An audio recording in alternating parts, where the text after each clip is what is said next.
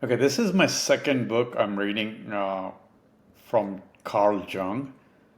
The first one is Psychology of Unconscious, which I sort of wasn't too impressed with Carl Jung at that point. Like, hey, what's a hype?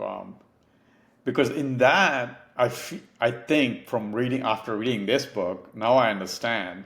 In that, he was more influenced by Freud than his own thoughts and his own evolution and psychology and his how he views soul and spirit and all that.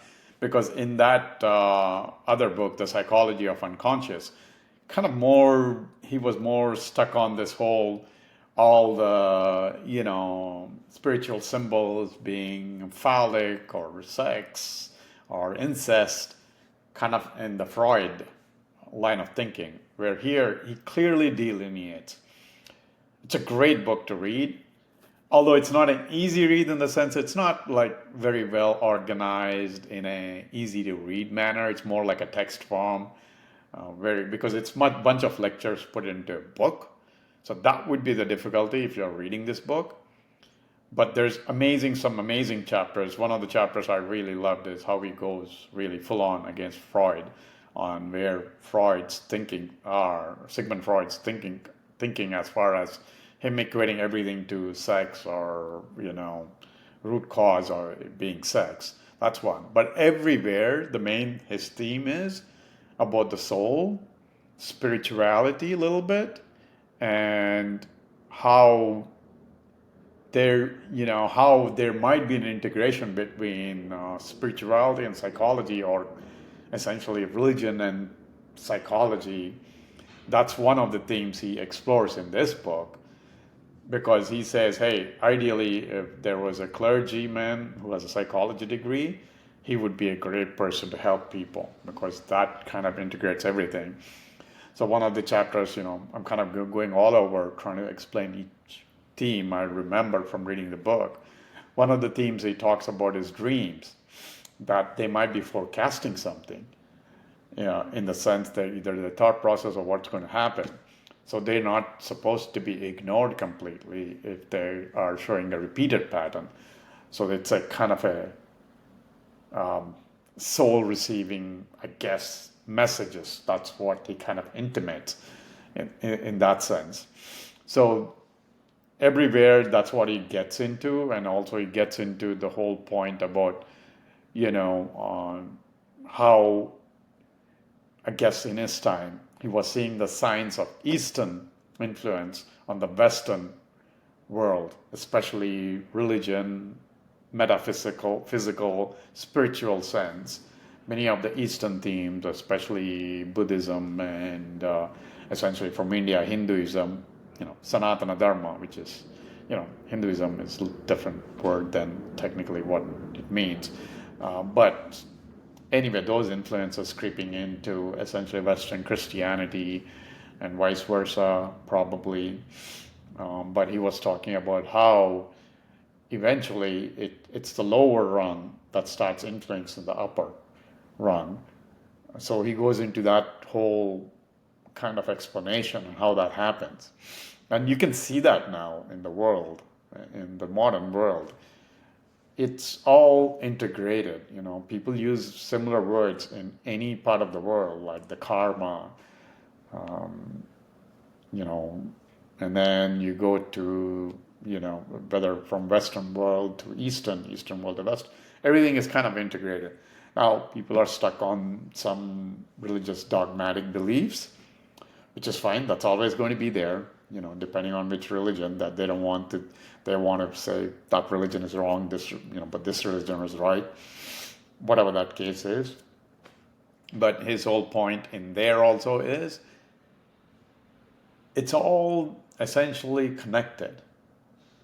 And that's where I really like this book, Carl went, is about connectedness and the soul seeking something higher. First of all, I think it goes into a little bit of a universal power or God, something like that, as far it's beyond, our grasp kind of deal.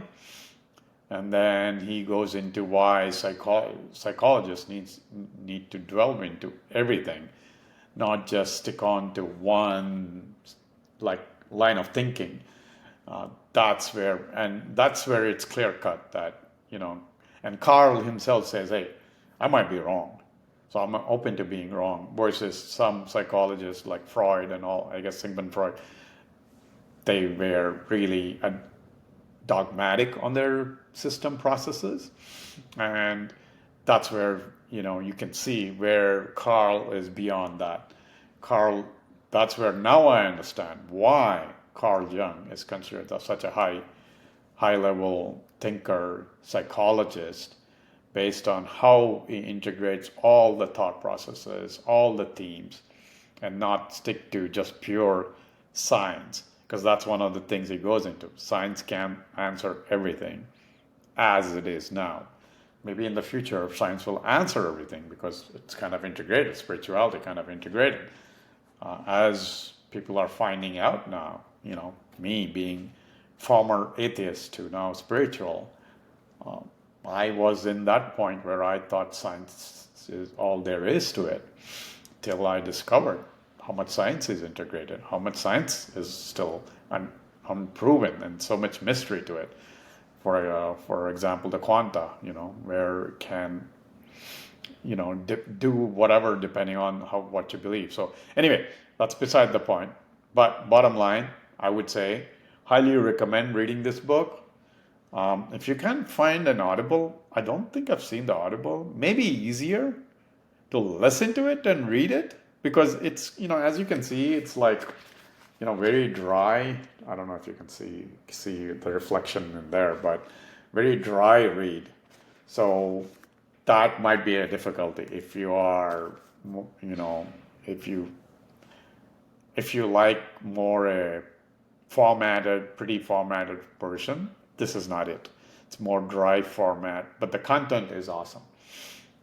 Versus the Psychology of Unconscious was a little bit tougher read for me, especially because he went too much into, equating anything, like a god, religion, any of those symbols, spiritual symbols, to sex in that book.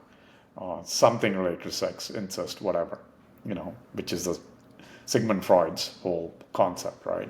That's where he famously always goes back to root of that, goes back to there.